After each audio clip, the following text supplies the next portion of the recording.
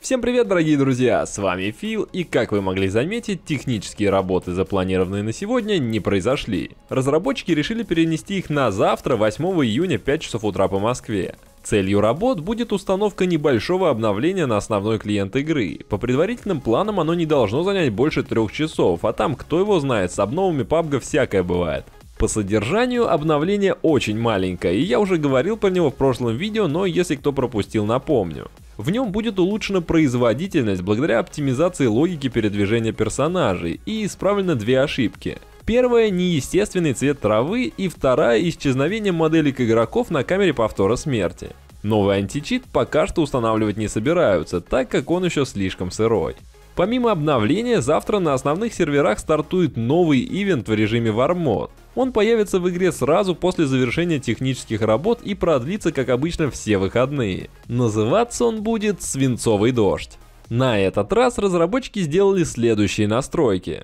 Все игроки сразу появляются в маск-халатах с коряками, прицелами 4Х, пистолетом и одной осколочной гранатой. Нас будет окружать небольшая статичная зона. Игра будет проходить на Эрангеле между тремя командами в сквадах по 10 человек.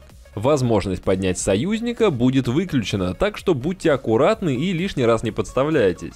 За ваше убийство врагам будет начислено 3 очка. Команда, которая первая наберет 150 очков, занимает первое место. Если же получение очков вызовет у команд сложности, то тогда выиграет команда с наибольшим количеством очков на момент истечения 15 минут. Самолет респауна будет летать каждые 40 секунд. Появление транспорта и оружия на карте отключено. Погода будет дождливая, красной зоны и аирдропов не будет, и естественно нельзя будет смотреть за тем, кто вас убил, так как это War Mode. В общем, как по мне, довольно хороший ивент, особенно если вы хотите потренировать стрельбу со снайперок. Еще одна очень хорошая новость — это продление теста карты Санок. Я прям очень рад и с удовольствием еще на ней покатаю. Мне она прям очень понравилась из-за своей динамики и отсутствия проблемы с лутом, поэтому пытаюсь там тренькать свой скилл.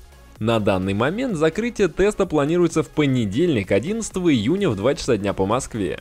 Но как вы понимаете, продлили его, конечно же, не из-за того, что кто-то типа меня хочет на нем играть. Дело в том, что на карте до сих пор наблюдаются проблемы с производительностью. Разработчики считают, что это из-за дальности прорисовки. На картах Эрангель и Мирамар она равна 1 километру. Дальше этого расстояния вы просто не можете увидеть врага. Такое же расстояние было и на новой карте, но так как она аж в 4 раза меньше, то и нагрузка на обработку всех врагов в радиусе была гораздо больше. Сейчас это максимальное расстояние прорисовки уменьшили, правда почему-то не сказали, насколько именно. Но вроде как это должно улучшить ситуацию и исправить периодические рывки в движении игроков. А также они исправили ошибку, из-за которой клиент посылал много излишних пакетов на сервер, тем самым нагружая соединение и ПК. Для тех, кто столкнулся с проблемой при покупке кейсов Шрауда и Дизреспекта, у разработчиков тоже есть сообщение.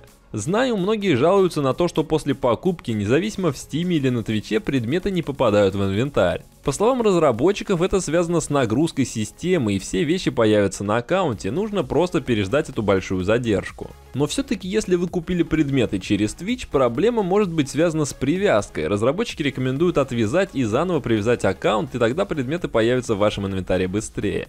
А если кто-то очень волнуется, можете написать в техподдержку. В PUBG она адекватна и чаще всего отвечает на почту в течение дня.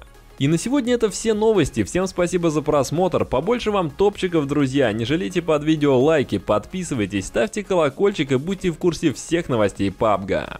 Пока-пока.